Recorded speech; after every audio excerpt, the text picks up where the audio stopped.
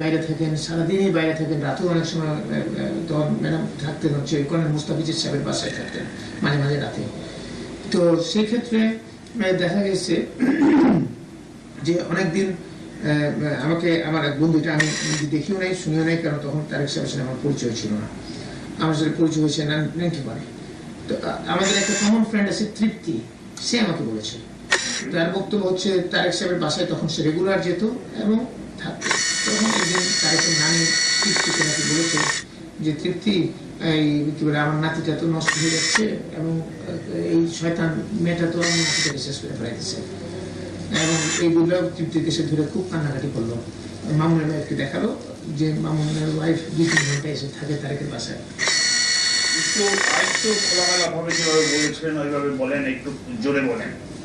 যে তারেকের বাসায় প্রায় সময় মামুনের ওয়াইফ আসতো এবং মামুনের মানে তারেকের রুমে যেত, 2-3 ঘন্টা থাকতো এবং থেকে চলে যেত। তো এটা মানে তারেকের নানি এটা বোধহয় উনি নোটিস করেছিলেন এবং নোটিস করে এই জিনিসটা ওনার নোটিসে আসার পরে উনি তৃপ্তিকে একদিন এই কথাটা বলছেন, মানে একটু কান্না কান্না ভাবে এগুলো যে আমার নাতিটা তো নষ্ট হয়ে যাচ্ছে এবং এই শয়তানটা মেয়েটা এসে আমার নাতিটাকে শেষ করতেছে। এর বাহিরে যেগুলো বলেছিলেন যে বাহিরে বিভিন্ন আড্ডায় বিভিন্ন জায়গায় এবং বিদেশে, আচ্ছা এখানে আর বাইরেও হচ্ছে, এখানে বিদেশে যখন যান তখন বিদেশেও আমরা শুনেছি যে বিশেষ করে মালয়েশিয়া বাদল একজন আছে, তো সে নাকি মানে আপনার এই সমস্ত সাপ্লাই টাপ্লাই দিত এবং হোটেলে তারেক সাহেব এই সমস্ত কাজ টাজ করতো, এইসব আমরা শোনা কথা, এটা আমরা শুনেছি। মানে এটাকে আরো অনেকেই বলে এই কথাগুলোকে।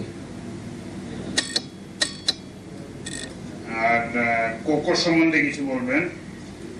কোকো সম্বন্ধে আমাদের ইমপ্রেশন মানে এজ এ ম্যান তারেক সাহেব ওয়াজ much more better human being এবং তারেক সাহেব মানে ব্যবহার অনেক অনেক ভালো কোকোর চেয়ে, এবং কোকো সাহেবের খুব রুড এবং সবার সাথে খারাপ ব্যবহার করছেন, প্রায় সকল মন্ত্রীকে উনি বোকা বাসা করছেন, যারা মানে একটু ইয়াংদের বা মানে একটু মানে সবসময় একটা ক্ষমতা দেখাতে চান। বাট তারেক সাহেবের টোন ছিল রিকোয়েস্টিং টোন, আর ওর টোন হচ্ছে a commanding tone, something like that. আর এদিকে কোকো সাহেবের চরিত্র যতটুকু আমি জানি বা ওর সাথে আমি মেলামেশা করতাম না, বাট আমরা বাইরে থেকে যতটুকু শুনেছি ওর নিজস্ব সার্কেল ছিল, 4-5 জন বন্ধু বান্ধব, খুব ঘনিষ্ঠ বন্ধু, সেই লেভেলে সে এই মডেল তারকা যারা আছে তাদের সাথে সে মানে তাদেরকে ব্যবহার করত। বাট এটা তো আমরা শুনেছি যে তারেক সাহেবের একটা অহামিকা ছিল, বিশেষ করে যারা আইএসডি ফ্রেন্ড যারা আছে তারা প্রায় সময় বলতেন, আমরা শুনেছি যে সে খুব একটা অহমিকা নিয়ে চলতেন এবং ব্যবহার ভালো করতেন না। কিন্তু আমাদের পলিটিক্যাল লেভেলে কিন্তু আমি দেখেছি ভালো ব্যবহার করতো, কারণ পলিটিক্স মানে পলিটিক্যালি যেহেতু সে পলিটিক্সের অ্যাম্বিশন ছিল তার, সে কিন্তু প্রথম দিকে একটু তার অহমিকা ছিল, কিন্তু পরবর্তীতে হি ওয়াজ সিজন পলিটিশিয়ান। আপনার এই যে বিএনপিতে পরিবারতন্ত্র সম্বন্ধে আপনার মতামত কি?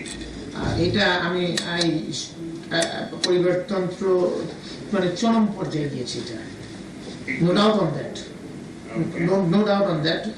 মানে পরিবারতন্ত্র শুধু না, এখানে বড় পরিবারতন্ত্র তো আছে, এখানে কোনো গণতন্ত্র গঠনতন্ত্র কোনোটাই মেনটেন করা হয় না, এখানে নিজের ইচ্ছা অভিপ্রায়টাকেই মানে মানে বাস্তবায়ন করা হয়েছে। এখানে আমাদের যে পার্টির ভিতরে ইনার লেভেলে যে গণতন্ত্র নাই, একক ক্ষমতা চেয়ারপারসনের ছিল এবং চেয়ারপারসন বিভিন্ন প্রতিনিধি সভা পর্যন্ত আগে থেকে হারেস চৌধুরীগুলো ঠিক করতো, সব দুষ্ট লোক ছিল হারেস চৌধুরী, সে ঠিক করতো যে কে কি ধরনের বক্তব্য দিবে, কার এগেনস্টে বক্তব্য দিবে, ওইটা আগে সে ম্যাডামের সাথে কথা বলে 3-4 জন আমাদের এমপি ছিল, মন্ত্রী টন্ত্রী ছিল, কিছু আমাদের যখন প্রতিনিধি সভা হয়তো বিভিন্ন ডিস্ট্রিক্ট থেকে শিখাই বক্তব্য দেওয়া হতো। এবং যে কারণে অনেকে কোনো কথা বলতো না, কেউ যদি কোনো মানে মানে সরকারের বা দলীয় ক্রিটিক্যালি কোনো বক্তব্য দিতেন তাকে ধমকাইতো, মানে যাতে অন্য কেউ বক্তব্য দিতে পারতো না। তো সেটা তো আছেই। আর পরিবারতন্ত্র যেটা, সেটার মধ্যে আমি দেখেছি যে এখানে বিশেষ করে উনি ওনার বোনকে নিয়ে এসছেন এমপি নমিনেশন দিয়েছেন, মন্ত্রী বানিয়েছেন, ওনার ভাইকে দিয়েছেন, প্লাস ওনার ভাগনাকে নমিনেশন দিয়েছেন। তো এই সমস্ত জিনিস ছিলই, এবং এই জিনিসের জন্য আমরা as a whole Ziaur Rahman সাহেব যখন ছিলেন ওনার কাছে কোনো পরিবারতন্ত্র পরিবারের কেউই ভিড়তে পারেনি। হি ওয়াজ এ সামথিং ডিফারেন্ট। দুর্নীতির আজ পর্যন্ত আসতে পারেনি ওনার। যখন আমরা দেখেছি, আমি তখন খুব ছোট ছিলাম, আমার ভাই এডিসি ছিল, ওনার কাছে আমি শুনেছি যে একজন ওনার পিএস ছিল, কর্নেল কি নাম যেন, উনি একটা কি ভিসিপি নিয়ে আসছিল, সাথে সাথে ওই ভিসিপি আনার কারণে তাকে চাকরি থেকে বরখাস্ত করে দিয়েছেন, ওনাকে করছেন। এবং বিএনপির একটা ছেলে ভিসিপি ভিসিআর নিয়ে আসছিল, তাকে উনি চাকরি থেকে মানে পার্টি থেকে বহিষ্কার করে দিয়েছিলেন। তো এইরকম অবস্থা ছিল এখানে। তো এটা ঠিক উল্টাটা ছিল। By the way, what about the family of Ziaur Rahman? তার কি কোনো আত্মীয় স্বজন নাই এবং ছিল না যে পলিটিক্সে বা সিনে আসার মতো? আমরা তো কাউকেই দেখছি না। এটা আসলে ওনার কোনো ভাই আসতে পারে নাই। আমার ভাই মানে এখানে আমার যেহেতু মনে হয় যে ম্যাডামের আত্মীয় স্বজনটাই বেশি স্কোপ পেয়েছে, যেটা আমরা তো কোনো কথা বলি না বা শুনি দেখি, মানে আমরা উই আর অলসো নোটিসড ইট যে জিয়াউর রহমান সাহেবের যে নিজস্ব ফ্যামিলি থেকে আসেনি। তো লাস্টলি যখন এই যে ম্যাডাম ইয়েতে চলে আসলেন, কি বলে, আমরা যখন রিজাইন ম্যাডাম আপনি কেয়ারটেকার গভর্নমেন্ট আসার পরে ওই জিয়াউর রহমান সাহেবের এখন ভাই না ভাতিজাকে নিয়ে ম্যাডাম আসতেন, কি জানি না আমরা পরবর্তীতে এই ফ্যামিলিটাকে এত ইগনোর করা হলো কেন? এটা আসলে আমি ঠিক সঠিকভাবে বলতে পারবো না, কিন্তু আমি যতদূর মনে করি ইগনোর করা হয়েছে এক নম্বর, এবং সেটা সঠিক হয়নি বলে আমার একবার মন্তব্য না। আমাদের অনেকের মধ্যে আমরা যারা আছি বিভিন্ন র্যাঙ্ক এন্ড ফাইলের আমাদের মধ্যে আলোচনা করেছি এবং সবাই মানে উই ফেল্ট ইট। এই যে একটা জিনিস, আজকের যে পরিবর্তিত পরিস্থিতি যেটা চলছে, যে ইমার্জেন্সি চলছে, এটার জন্য কি আপনাদের পার্টি দায়ী বলে মনে করেন? আমি তো মনে করি। একটু যদি ব্যাখ্যা করেন। মানে I have got all the reasons to believe for it, এবং not only believe, আমরা ম্যাডামের সাথে কতবার করে কথা বলেছি এই জিনিসে। বিশেষ করে যেমন প্রথম অবস্থাতে আমি যাই যে 2 বছর extension of the chief justice, যিনি মানে হাসান সাহেব খুব ভালো মানুষ। উনি কিন্তু, আমি এই কথা বলবো না যে উনি যদি কোনোভাবে কেয়ারটেকার চিফ হলে বিএনপিকে ফেভার করতেন, I don't agree that, because he would have done the মানে best part of his job. But কিন্তু ম্যাডাম মনে করছিলেন যে উনি যেহেতু উনি বিএনপিতে আগে ছিলেন, উনি হয়তো আমাদেরকে ফেভার করবেন। কিন্তু এটাকে মাথায় একটা ব্যাড জিনিস মাথায় রেখে, মানে একটা উদ্দেশ্য প্রণোদিত ভাবে ওই 2 বছরটাকে এক্সটেনশন করা হলো, যে কেন 2 বছর এক্সটেনশন করলে হাসান সাহেব কেয়ারটেকার চিফ হবেন। তো এই জিনিসটাকে বিরোধিতা আমি, মান্নান ভূঁইয়া, সালেহ হোসেন খোকা, আমরা অনেকেই, ইভেন সাইফুর রহমান, ইভেন খন্দকার মোশাররফ হোসেন, আমরা অনেকবার নিজেরা আলোচনা করেছি, ম্যাডামকে বলেছি, বাট আমরা পারি না এটাকে করতে। কারণ এইখানে এই হারেস চৌধুরী একটা বিরাট রোল ছিল, এই জায়গাগুলো। হারেস চৌধুরী, ইভেন মধু সাহেবও এটা চান নাই, কিন্তু এটা করেছে হচ্ছে ব্যারিস্টার আমিনুল হক, নাজমুল হুদা, এই ধরনের লোকগুলো। তারপর হচ্ছে আজিজ সাহেবকে বানালেন আপনার চিফ অফ ইলেকশন কমিশন। তো ইনি একজন হচ্ছে মানে একদম মাথা মানে মানে মানে লোক, মানে এটা হচ্ছে আপনি কি বলে টোটালি একজন যার কাছে কোনো অ্যাকসেপ্টেবিলিটি নাই। আমরা ওনাকে মনে করি একজন ক্র্যাকপট হিসেবে আমরা মনে করি। আমরা বেশ কয়েকবার ম্যাডামকে রিকোয়েস্ট করেছি, ম্যাডাম ওনাকে সিইসি থেকে সরিয়ে দেন। তো উনি কোনোভাবেই সিইসি থেকে ওনাকে সরাবেন না। এই জিনিসটাকে সবাই বলেছে, in fact almost everybody has said, because উনি একবার করেছেন, মনে করেন উনি ওনাকে রাখতেই হবে। তো এই দুইটাকে নিয়ে কিন্তু মেইন আন্দোলনটা হয়েছে। আওয়ামী লীগ যে আন্দোলনটা করেছে, এই ইস্যুতেই আন্দোলনটা করেছে। এবং লাস্টলি আপনার আরেকটা জিনিস ছিল যে দুর্নীতি। উনিকে আমরা বলেছি, আমি অ্যাটলিস্ট বলেছি, ম্যাডাম আপনি আমাদেরকে কিন্তু যে ইস্যুতে আমরা পাওয়ারে আসছি, ল অ্যান্ড অর্ডার আল্লাহর রহমতে ভালো আসছে, কিন্তু এখন ইস্যু হয়ে গেছে দুর্নীতি। নেক্সট ইলেকশনে কিন্তু আমাদের দুর্নীতি এবং গুড গভর্নেন্স হচ্ছে আমাদের ইস্যু এসে যাবে, এবং দুর্নীতির মধ্যে এটা কনসেন্ট্রেট। আমরা পর 4 বার দুর্নীতিতে নাম্বার 1 হয়ে গেছি, মানে বিএনপির আমলে এই জিনিসটাকে। এবং আপনি তারা কেস করবে, এবং বিভিন্ন দুর্নীতিবাজ মন্ত্রীদের কথা পত্রপত্রিকা হরামেশা করেছে। সেখানে আমরা কোনো, আপনি যদি কিছু সিম্বলিক কিছু না করেন, তাহলে তো এটাকে আমার মনে হয় খুব খারাপ অবস্থা হবে।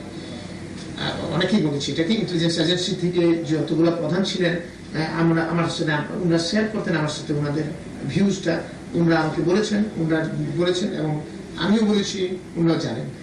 এবং কিন্তু ম্যাডাম এখানে কোনো স্টেপ নেয়নি, এবং না নেওয়ার কারণে যে দুর্নীতি, আমি মনে করি we have crossed all limit of দুর্নীতি, মানে অতীতের সকল সরকারের লিমিটগুলোকে ক্রস করেছে। এইভাবে দুর্নীতিবাজ কয়েকজন মন্ত্রী এমপির নাম বলেন না।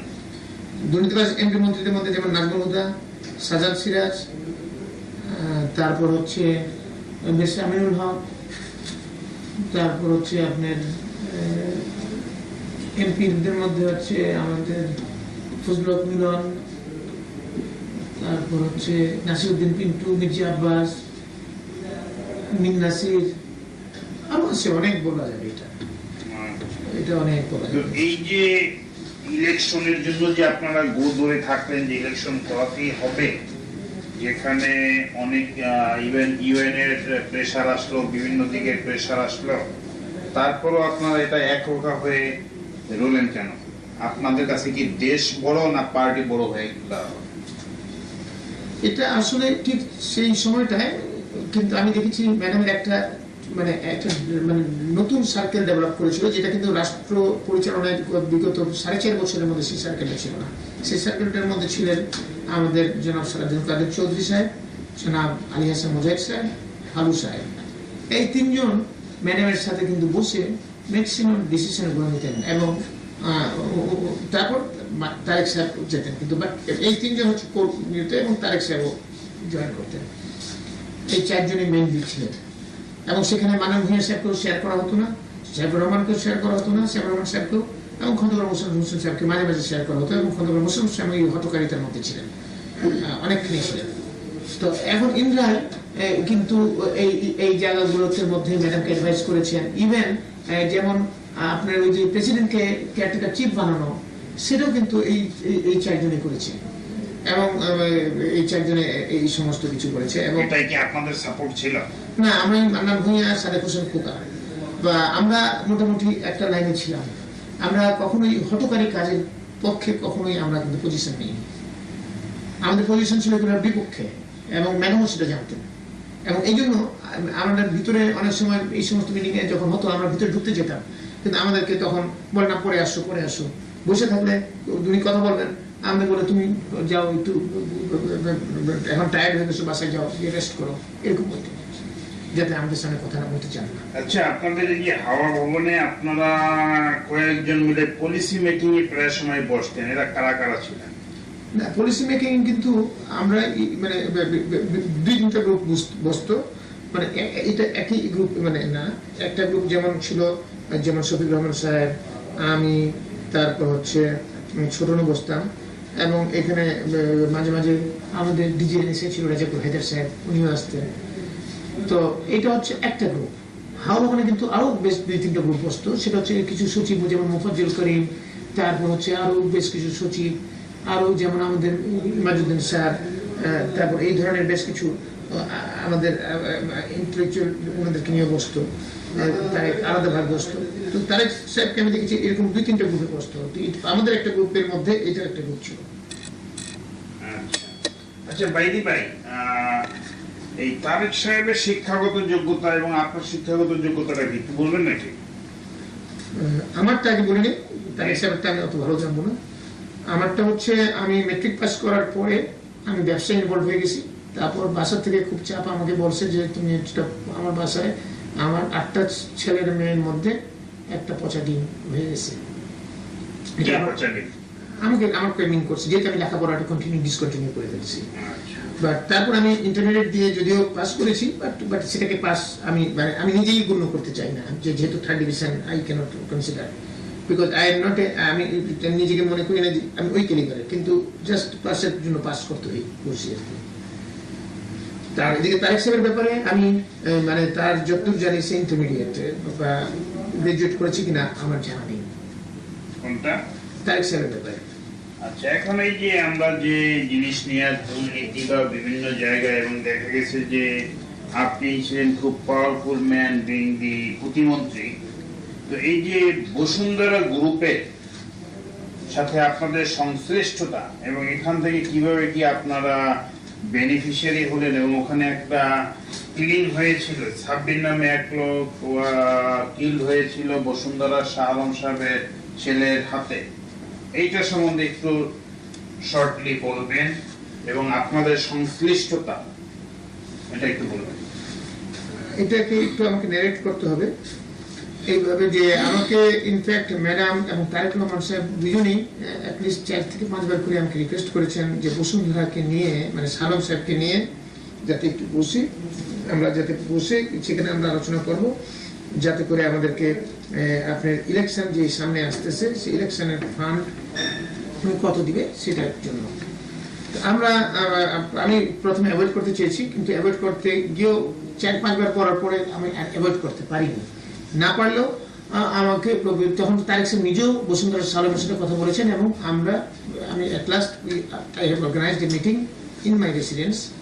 1-2টা মিটিং আমার 2টা বা 3টা মিটিং করেছি, পরবর্তী আরো 8-10টা মিটিং হয়েছে, সেগুলো মিটিং সবগুলো হাওয়া ভবনে হয়েছে এবং সেই মিটিংগুলোর মধ্যে আমরা বিভিন্ন সময় টাকার আলোচনা করেছি, মানে যাতে তারেক সাহেব মেইনলি আলোচনা করেছেন যে পার্টির মধ্যে কত উনি ডোনেট করতে পারবেন, ইলেকশনে ফান্ড দিতে পারবেন, উনি হয়তো বিএনপির আমলে অনেক ব্যবসা বাণিজ্য করেছেন ইত্যাদি ইত্যাদি। তো যদিও তারেক সাহেব একটু বড় অঙ্কের টাকা চেয়েছিলেন, উনি কোনোভাবে সেটা মানেন না, কিন্তু লাস্টলি টাকাটার ফিগার ঠিক হয়েছিল 50 কোটি টাকা ইলেকশন বাবদ শাহ আলম সাহেব দিবেন। এখন সেইখানে প্রথম 1-2-3টা টাকা আমার বাসায় এসে দিয়ে গেছে এবং 1-2 বার সেখানে আমার যত মনে করে পরে আপনার 1 কোটি টাকা করে এক একটা চালানো। কয়বার গিয়েছিল আপনার বাসায়? আমার বাসায় 3 বার। 3 বার না 4 বার? আমার স্মরণে 3 বার পরে। আচ্ছা 3 বার আমার স্মরণে আছে এবং 3 বার দিয়ে গেছে এবং 2 বার হয়তো তারেক সাহেব আমার সাথে ছিলেন, একবার তো বটেই, 2 বার হয়তো ছিলেন উনি যখন এটাতে। আর তারেক সাহেব আমাকে বলে দিয়েছিলেন এই টাকাগুলো যাতে আমি কামাল সাহেবকে হ্যান্ড ওভার করে দিই। কামাল সাহেবকে? সালিমুল হক কামাল আমাদের এমপি সাহেব ছিলেন, মাগুরার 2-এর এমপি। ইকোনো কামাল। আচ্ছা কামাল সাহেবকে আমি যেটা দিয়ে দিই এবং কামাল সাহেব তো কামাল সাহেবকে আমি বলেছি যে এটা ম্যাডাম জানেন এবং তারেক সাহেব ডিজাইন করেছেন যাতে আপনাকে সে টাকাটা দিই। তখন কামাল সাহেব বলেছেন যে আমার কাছে আগের 2 কোটি টাকা আছে, আরো ঠিক আছে আমি রাখতেছি। পরে 2 দিন পরে কামাল সাহেবকে সঙ্গে আমি তারেক সাহেবের এখানে গেলাম হাওয়া ভবনে এবং কামাল সাহেবের সাথে তারেক সাহেব পুরো টাকার ডিটেল আলোচনা করলেন এবং ওনাকে রাখার রিকোয়েস্ট করলেন এবং কামাল সাহেব এগ্রি করলেন এবং তখন আমি তারেক সাহেবকে বললাম যে আমার এখানে টাকা রিসিভ করা is just difficult for me, I just can't do it and এটা ethically I should not do it. তো তারেক সাহেব যখন আমার প্রবলেমটা বুঝলেন এবং বুঝে উনি অপুকে ইনস্ট্রাকশন দিলেন যে অপু তুমি এখন থেকে এখানে রিসিভ করবা, সুফিয়ান দিয়ে যাবে, তুমি দেবা এবং তুমি কামাল সাহেবকে দিয়ে দিবা। তো তারপরে অপু এটা কোঅর্ডিনেট করতো সুফিয়ান এবং কামালের সাথে, কামাল ভাইয়ের সাথে। সুফিয়ান হচ্ছে আপনার সালম গ্রুপের মানে বসুন্ধরা গ্রুপের সালম সাহেবের একটা এক্সিকিউটিভ ডিরেক্টর বা কিছু একটা, সে সালম সাহেবের কাছে টাকাগুলো এনে ডেলিভার করতো। তো এরকম ভাবে বেশ কিছু টাকা পয়সা নিছে এবং পরবর্তীতে সুফিয়ান এবং আমি কামাল ভাইয়ের কাছ থেকে জানলাম যে যেহেতু সুফিয়ানের পক্ষেও খুব ডিফিকাল্ট হয় মানে মতিঝিল থেকে এখানে আসা, কামাল ভাইয়ের জন্য ডিফিকাল্ট হয় মতিঝিল থেকে এখানে এসে কালেক্ট করে নিয়ে যাওয়া, সেই জন্য দুজনেই ডিজাইন করছে যে একটা অন্য কোনো থার্ড প্লেসে যেমন মতিঝিল সাইডে কোনো একটা ব্যাংকে ট্যাঙ্কে টাকাগুলো রাখা যায়। কোন ব্যাংকে? ব্যাংক আমি যদি জানতাম প্রাইম ব্যাংক বা আরো কোনো থাকতে পারে। এটা কামাল সাহেব যে ব্যাংকের কথা বলতো সুফিয়ান সেখানে গিয়ে ড্রপ করে দিয়ে আসতো, যেভাবে কামাল ভাই বলতেন ক্যাশ টাকা। তো এইভাবে মোট আমি পরবর্তীতে মানে এই তারেক সাহেবের কাছ থেকে জেনেছি এবং কামাল সাহেবের কাছ থেকে জেনেছি যে 20 কোটি টাকা দিয়েছে সুফিয়ান সাহেবরা। এই 20 কোটি টাকা পুরোই কামাল সাহেবের কাছে রাখা গচ্ছিত অবস্থায় ছিল। তো এইটা হচ্ছে একটা দিক। আরেকটা দিক হচ্ছে যে সাব্বির হত্যা মামলা। ইন বিটুইন এই সাব্বির হত্যা মামলা যখন হওয়ার পরেই আমরা কমিটি করে দিয়েছিলাম স্বরাষ্ট্র মন্ত্রণালয় থেকে এটাকে ইনভেস্টিগেট করার জন্য এবং এটা মনিটরিং অন্তর্ভুক্ত করেছিলাম। মনিটরিং আমরা আলোচনা জন্য এসেছিলাম। এখন একটা মিটিং এ আমি দেখেছি যে আমরা যখন সাব্বির হত্যা মামলাটাকে আমরা কোয়াইট সেন্সিটিভ মনে করেছিলাম from the part of home ministry, যেহেতু মানে এই জিনিসটা একটা গুলশানের মতো জায়গায় একটা ঘটনা ঘটে গেল, একটা ইয়াং ছেলে এভাবে মারা গেল, সেইটাকে অনেকেই মানে ইনফ্যাক্ট গুলশান থেকে বেশ কয়েকজন মানে এক্স সেক্রেটারি বা এক্স মিনিস্টার আমাকেও ফোন করেছে এবং আমাদের সচিবকেও ফোন করেছে যে এটাকে একটু ভালোভাবে দেখার জন্য। তো আমরা তখন ওই কমিটিটা আমরা করে দিয়েছিলাম। আচ্ছা, তারপরে কি বলে তারেক সাহেবের অফিসে একদিন একটা মিটিং হচ্ছিল, মানে ওই টাকা পয়সা লেনদেন নিয়ে। সেই মিটিং এর এক পর্যায়ে সেখানে শালম, সুফিয়ান, আমি, তারেক সাহেব, মানে এই চারজনই আমার মনে পড়ে, আমরা চারজনই হয়তো ছিলাম আমরা সেই মিটিং এর মধ্যে। সেই চারজনই ছিলাম সেই মিটিং এর মধ্যে। আমি পরে ঢুকলে পরে আমি মানে মিটিং এ আমি জয়েন করছি, I am the last man to join in the meeting. তো ওইখানে যাওয়ার পরপরই আমি চেয়ারে বসার পরপরই মানে ইন দ্য ভেরি বিগিনিং বলার সাথে সাথে কি বলে মানে খুব অ্যাগ্রেসিভ টোনে এই কি বলে শালম আমাকে বলতেছে, আপনি একে কয়েকবার বলছি ইমিডিয়েটলি কয়েকবার কিন্তু সে আমাকে রিকোয়েস্ট করেছি টেলিফোনে এবং সুফিয়ানের মাধ্যমে যাতে আমি ওদের কেসটার স্বামী হত্যা মামলাটাকে যাতে ফাইনাল রিপোর্ট দিয়ে দিই। ইভেন তারেক সাহেবকেও বলছে, তারেক সাহেব আমাকে দিয়ে বলছে যে দেখা যায় কি করা যায়, বাবা একটু দেখেন না কেন, ওরা আমাদেরকে একটু সাহায্য করতেছে, একটু হেল্প করা যায় কিনা। আমি বলছিলাম যে দেখি তারেক সাহেবকে আমি অ্যাভয়েড করতে চেয়েছি। আর এদিক থেকে তো আমরা কাজ করে যাচ্ছিলাম এবং তখন কিন্তু সেটার আগে আমরা শালমের ভাইনাকে আমি ধরে ফেলছিলাম।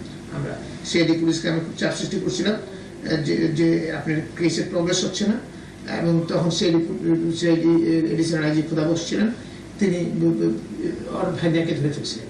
তখন ধরার পরেই এই শালম বলে, হ্যাঁ আপনাকে ফাইনাল রিপোর্ট দিবেন, যেটা না করে উল্টা আরো আমার ভাইনাকে ধরে নিয়ে গেছে, তাকে মারধর করা হচ্ছে, ইত্যাদি করা হচ্ছে, কথা স্বীকারোক্তি আদায় করার চেষ্টা করা হচ্ছে, কি পাইছেন কি আপনারা ইত্যাদি। কে বলতেছিল এটা? শালম।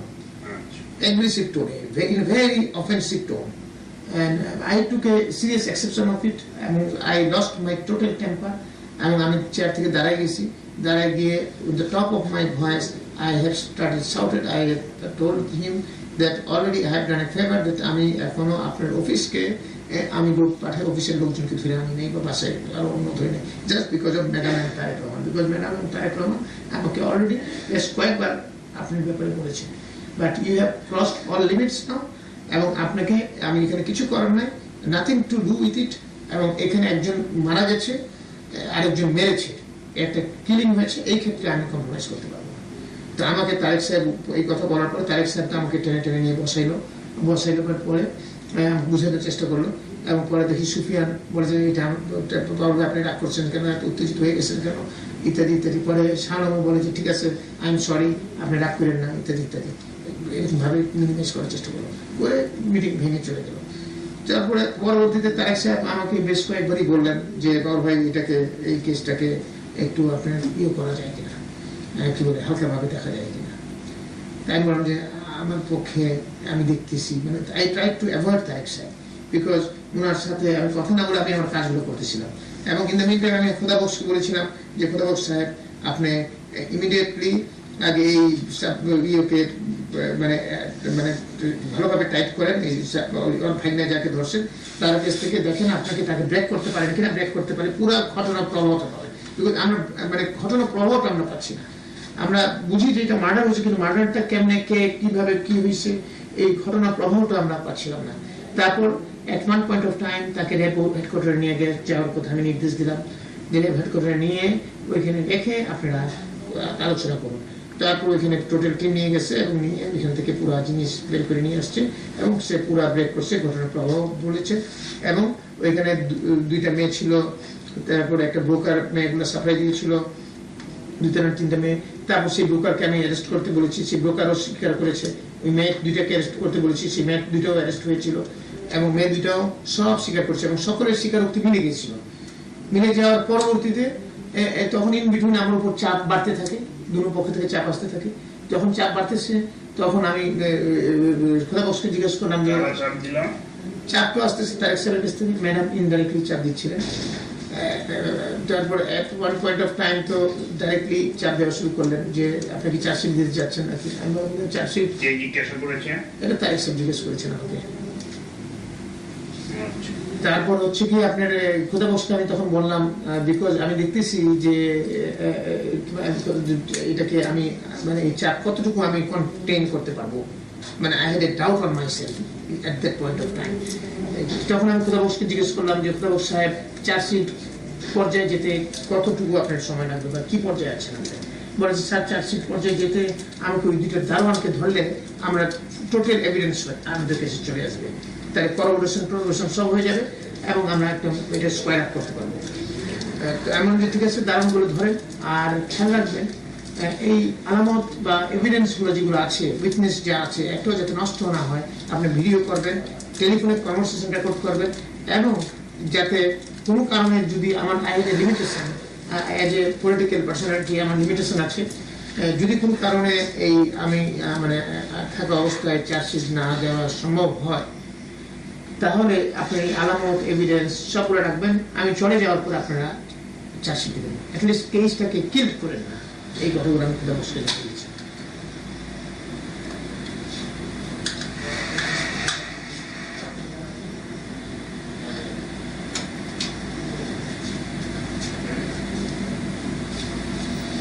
তো এটা গেল, বাট আলটিমেটলি এটা ইয়া হয় নাই। Okay sir, you take water and biscuit, take 2 minutes rest.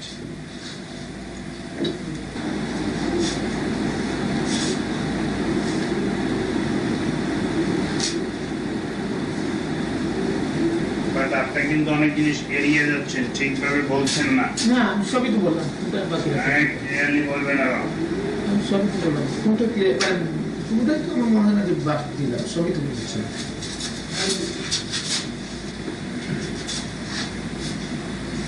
ওদের হোমোসেক্সুয়াল কথাটা তো বললেন না। হোমোসেক্সুয়ালটা এটা তো মানে করেন একটা খুবই বুঝছেন না, এটা আমি তো বলছি যে ধরাধরি করে মুখ করে তমুক করে, এই ধরাধরি করে এইগুলো করছে।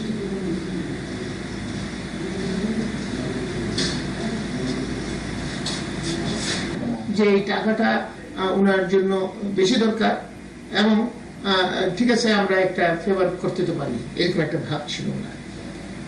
কারণ উনি যেহেতু আমাকে কয়েকবার রিকোয়েস্ট করেছেন, তখন আমি ভাবটা ব্যক্তিগতভাবে আপনি কি বেনিফিটেড হলেন এখান থেকে? না, আমি কোনো ব্যক্তিগত বেনিফিশিয়ারি। আপনার তো অনেক, আপনার নামে, আপনার ভাই বোনের নামে, স্ত্রীর নামে অনেক প্লট আছে বসুন্ধরা। এই প্লট আমরা আগে নিয়েছি, এবং প্রত্যেকটা প্লট এটা যেখানে দিয়েছে আমাকে পি ব্লকে, যে ব্লকে হচ্ছে এখনো 20 পানি আছে, নাম্বার 1। নাম্বার 2, এটাকে 4 বছরে আমরা পেমেন্ট করতে হবে, এবং প্রতিটা ইনস্টলমেন্ট পেমেন্ট করছি। It was not a free plot. আপনি তো অক্টোবরের পরে আর কোনো পেমেন্ট করেন নাই? না, পেমেন্ট করেছি না, যেটা আমরা বসুন্ধরার কাগজপত্র দেখেছি আপনার পেমেন্ট একটাও আর করেন নাই। না না, আমার কাছে ডকুমেন্ট আছে, তো আমার অফিসে ডকুমেন্ট আছে, আমরা আরো বেশ কয়েকটা পেমেন্ট করেছি। এখানে স্যার এটা তো গেল। আর আপনি স্বরাষ্ট্র মন্ত্রী থাকাকালীন অনেক সাফল্য আছে, আমরা বলবো যে আপনি র্যাব সৃষ্টি করেছেন আর অনেক কিছু করেছেন, কিন্তু এখানে এই যে র্যাব এবং পুলিশের জন্য গাড়ি ক্রয়ে এখানে একটা বড় ধরনের অ্যানোমালিজ হয়েছে।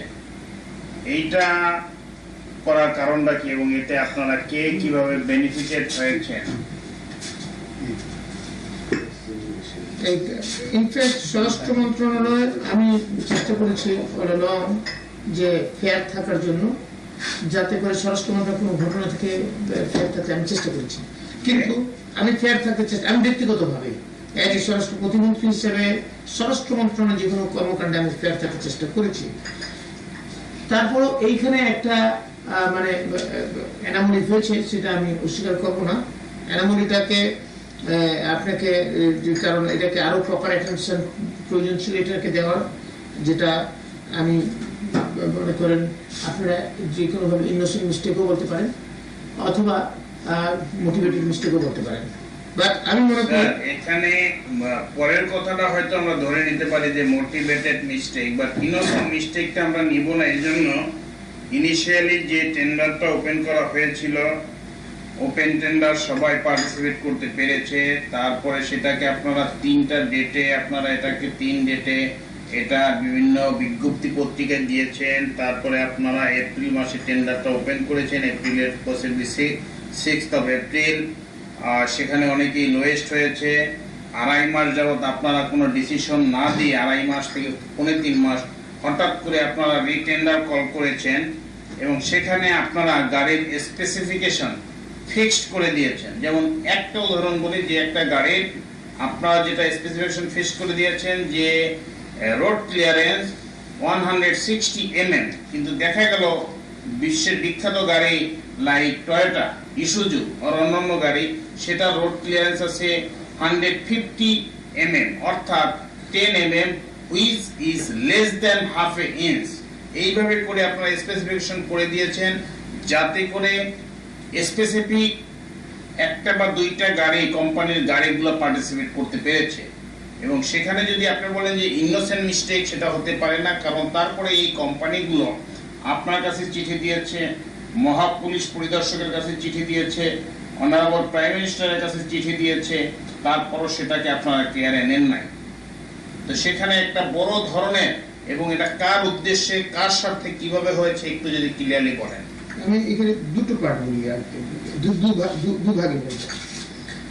একটা ভাগ হচ্ছে রিগার্ডিং যে কি প্রসেসে হয়েছে, আর একটা ভাগ হচ্ছে মানে এখানে তারেক সাহেব আমাকে একদিন বললেন যে যখন টেন্ডার প্রসেস হচ্ছিল সেই সময়টাতে, যে আমাকে বললেন যে বাবু আপনার তো অনেক ব্যাংকে লোন আছে, এই যত ভেহিকেল পারচেজ হবে এখান থেকে তো আপনার লোন পেমেন্ট হয়ে যেতে পারে। আমি তারেক সাহেবকে বললাম যে দেখেন, আমি স্বরাষ্ট্র মন্ত্রণালয় কোনো মানে এই সমস্ত জিনিসে আমি নিজেকে ইনভলভ করতে চাই না, এবং স্বরাষ্ট্র মন্ত্রণালয় কোনো ব্যাপারে আমি ইনভলভ হবো না, এখানে তাহলে আমি হাই মরাল নিয়ে কাজ করতে পারবো না। তো তুমি এই কথাটা শুনলেন, চেপে গেলেন, আর কোনো কথা বললেন না। সেকেন্ড টাইম আমাকে এই কথা রেজ করলেন না। ঠিক দুদিন পরে উনি আমাকে ফোন করলেন, বললেন যে বাবু এই রোমো আসবে, কে রোমো নামে এক ভদ্রলোক আসবে। আমি বললাম কে রোমো কে? বলে যে র্যাঙ্কস, যে মালিক রৌফ চৌধুরী সাহেবের ছেলে, র্যাঙ্কস মোটরস দেখে আপনি একটা অ্যাপয়েন্টমেন্ট দেন। তারেক সাহেব ফোন করছে, আমি অ্যাপয়েন্টমেন্ট মানে স্বাভাবিকভাবে আমাকে দিতে হয়, আমি দিয়েছি। এবং রোমা এসে আমার সাথে দেখা করেছে, দেখা করে এসে আমাকে যে কথাগুলো বললো সেটা হচ্ছে, প্রথমে বললেন যে উনি সৌজন্যবোধ দেখালেন, দ্বিতীয়ত হচ্ছে বললেন যে আপনাকে তারেক সাহেব, আপনি জানেন যে আমরা, তারেক সাহেব বলেছে যে আমরা গাড়ি ব্যবসায় ইন্টারেস্টেড আছি, গাড়ি সাপ্লাই দিতে চাই। তো সেখানে আমি আর ফয়সাল ঘনিষ্ঠভাবে যোগাযোগ রাখছি কীভাবে তারেক সাহেবের সাথে, এবং আমরা এই ব্যবসার মধ্যে ইন্টারেস্টেড হচ্ছে আপনার সহযোগিতা। আমি যেখানে আমার সহযোগিতা তো খুব বিশেষ কিছু নেই, আপনি যদি কোয়ালিফাই করেন এবং লোয়েস্ট হন আপনি পাবেন, যদি লোয়েস্ট না হন আমি চাইলেও আপনি দিতে পারবো না, এবং এটা আমার খুব বেশি করণীয় কিছু নেই। তখন এটা চলে গেলেন রোমো এই কথাটা বলে। এবং পরবর্তীতে আমি জানতাম যে তারেক সাহেবের সাথে পুলিশ হেডকোয়ার্টারের বিভিন্ন র্যাঙ্ক অ্যান্ড ফাইলের সঙ্গে ডাইরেক্ট কথা বলতেন, আইজি থেকে শুরু করে একদম মানে আগে থেকেই আমি জানতাম যে বিভিন্ন লেভেল। আর যেহেতু স্পেসিফিক মোটরস হচ্ছে মোর্শেদ খানের, এবং মোর্শেদ খান ফরেন মিনিস্টার, সকল মানে বিভিন্ন র্যাঙ্ক অ্যান্ড ফাইলের অফিসাররা বাইরা ওনাকে একটু সমীহ করে, সেটা একটা পার্ট আছে। আর পাশাপাশি রিগার্ডিং দ্য স্পেসিফিকেশনের কথা যেটা বলেছেন, স্পেসিফিকেশনটা ইয়ে থেকে এসছে, পুলিশ হেডকোয়ার্টার থেকে আমাদের সেট ফর অ্যাপ্রুভাল, আমরা এটা অ্যাপ্রুভাল করে দিয়েছি। এখন এইখানটাই যে কথাটা আপনি বলেন যেটা হচ্ছে ইনোসেন্ট মিস্টেক, এটা মোটিভেটেড মিস্টেক। এখানে যে কথাটা যে স্পেসিফিকেশনের ব্যাপারে কিন্তু এআইজি ইএনটির একটা চিঠি আছে যেটা কোম্পানিগুলোকে দিয়েছে যে এটা মন্ত্রণালয়ের অনুমোদনকৃত, এবং এখানে এটা পরিবর্তন করার পুলিশ হেডকোয়ার্টারের কোনো সুযোগ নাই। তো সেক্ষেত্রে এটাকে তো ধরেই নেওয়া যায় বা বোঝাই যায় যে এটা একটা ইন্টেনশনাল ভাবে এটা করা হয়েছে। আমি এটাকে এইভাবে আমি বলতে চাই যে এইটা যে অনুমোদন আমরা করে দিয়েছি, that is very right, but অনুমোদনের জন্য পুলিশ হেডকোয়ার্টার থেকে প্রস্তাবটা আসছিল আমাদের কাছে। আর যেটা এটা আসলে না, সেটাই কি আপনি মনে করেন না যে এত লেখালেখি হলো প্রাইম মিনিস্টারের কাছে, সেটাই আমি আসছি বিভিন্ন ভাবে হলো, তারপরেও এটাকে কোনো কেয়ারে নেওয়া হলো না নির্দিষ্ট একটা বা দুইটা কোম্পানির গাড়ি নেওয়ার জন্য? না, এই জায়গাতেই আমি বলতে চাচ্ছিলাম যে ভেরি রাইটলি সেই যে এটা আরো ডিউ অ্যাটেনশন ডিমান্ড করেছিল, কিন্তু সেই ডিউ অ্যাটেনশন আমরা হয়তো ব্যস্ততার কারণে বিভিন্ন কারণে আমি অ্যাটলিস্ট দিতে পারিনি। এটা আমি আমার কথাই বলছি, অন্য কারো কথা বলবো না এখানে। কারণ আমাদের কাছে এই যে কমপ্লেন গুলো আসছে, যে কোনো কমপ্লেন ডেইলি অনেক বিভিন্ন সংস্থা, আমাদের বিভিন্ন ডিপার্টমেন্ট আছে, সেই ডিপার্টমেন্টে পারচেজ হয়, প্রতিটা পারচেজের এগেনস্টই কমপ্লেন থাকে, কেউ না কেউ কমপ্লেন করে, যে পায় ভালো কথা না পেলে কমপ্লেন করে। কিন্তু স্যার এটা তো ছিল একটা বড় ধরনের পার্সেজ এবং একটা মেজর ডিসিশন যে বাংলাদেশে বা বিশ্বের বিভিন্ন জায়গায় টয়োটা বা অন্যান্য গাড়িগুলো world wide Toyota, Isuzu, Suzuki well known, but whereas আপনারা যে স্পেসিফিকেশন করেছেন সেখানে শুধু নিশান পেট্রোল ম্যাক্সিমাম এবং র্যাঙ্কস এর মাধ্যমে দেওয়া কিছু গাড়ি এবং হিউন্ডাই গাড়িগুলোই ঢুকতে পেরেছে। এখন আমরা যেটা হয়েছে, আমাদের কাছে যে কমপ্লেনগুলো আসছে, ইভেন প্রধানমন্ত্রী দপ্তর থেকে কামার সিদ্দিকী সাহেবও পাঠিয়েছেন আমাদেরকে ওই কমপ্লেনের লেটারগুলো। আমরা যেটা করি যে এই জিনিসটাকে আমরা মার্ক করে দিই সচিবকে অথবা জয়েন্ট সেক্রেটারি, রিলেভেন্ট জয়েন্ট সেক্রেটারিকে। Forget about that, what is your fair confession যে এখানে কোনো কাউকে উদ্দেশ্য করে বা কাউকে কোনো সাপোর্ট দেওয়ার জন্য এটা হয়েছে কি না? হ্যাঁ, সেটা মানে ফেয়ার কনফেশন আমার মনে হয়, মানে এটা আমি I have got reasons to believe also because few things are very significant. এখন মনে হচ্ছে তারেক সাহেব আমাকে নিজে বলছেন যে আপনি লোন শোধ করতে পারেন এটা দিয়ে। আমি ইন্টারেস্ট যখন শো করি নাই, উনি 2 দিন পরে রোমোকে পাঠালো। রোমো আমাকে একই কথা বললো, তার বিজনেসের কথা বললো এবং তারেক সাহেবের সাথে যে ফয়সাল এবং রোমোর একটা যোগাযোগ আছে সেই কথা বললো। এবং I have got reasons to believe that মানে আমার মনে হয় যে এখানে তারেক সাহেবের একটা সংশ্লিষ্টতা থাকতে পারে।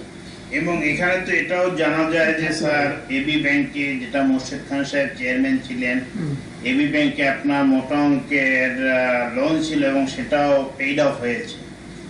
এটা totally wrong. This is a documented thing. আমি একটা বললেই রাইট হয়ে যাবে, এটা একটা কথা। আর হলো যে সেকেন্ড কথা হচ্ছে যে এটারও একটা মোটা অঙ্কের টাকা আপনার ভাইয়ের সিঙ্গাপুরের অ্যাকাউন্টে ওখানে পেইড হয়েছে, অথবা মালয়েশিয়া দুবাইতে ওখানে টাকাটা পেমেন্ট হয়েছে। It is totally wrong with due respect.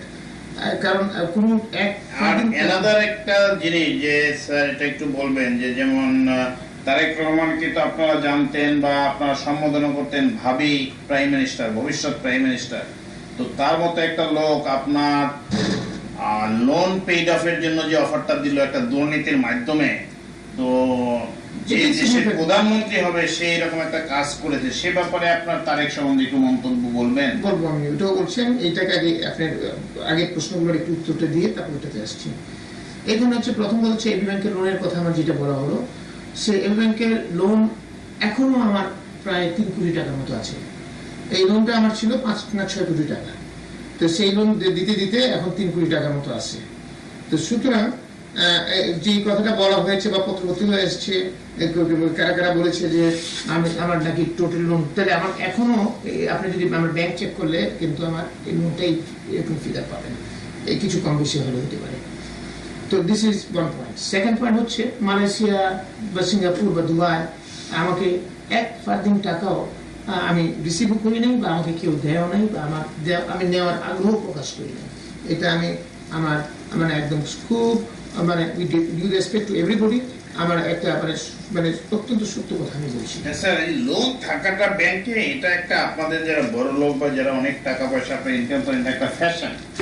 কারণ বসুন্ধরার মিস্টার শাহ আলমের যে শত শত কোটি টাকা বাইরে নিয়ে গিয়েছে বা বিভিন্ন ইয়ে করেছে, তারও কিন্তু ব্যাংকের প্রচুর লোন আছে।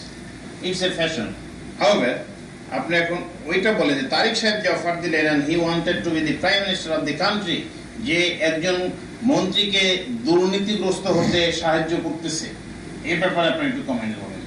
এইখানে ওনার এই কমেন্টটা আমার কাছে মানে মানে খুব, আপনি যে ফিলিংস থেকে বলছেন, যে স্পিরিট থেকে বলছেন, সেই স্পিরিট আমিও এথিক্যালি মনে করি এটা এই ধরনের হওয়াটা উচিত হয় না এবং ইট ইজ ভেরি রংফুল।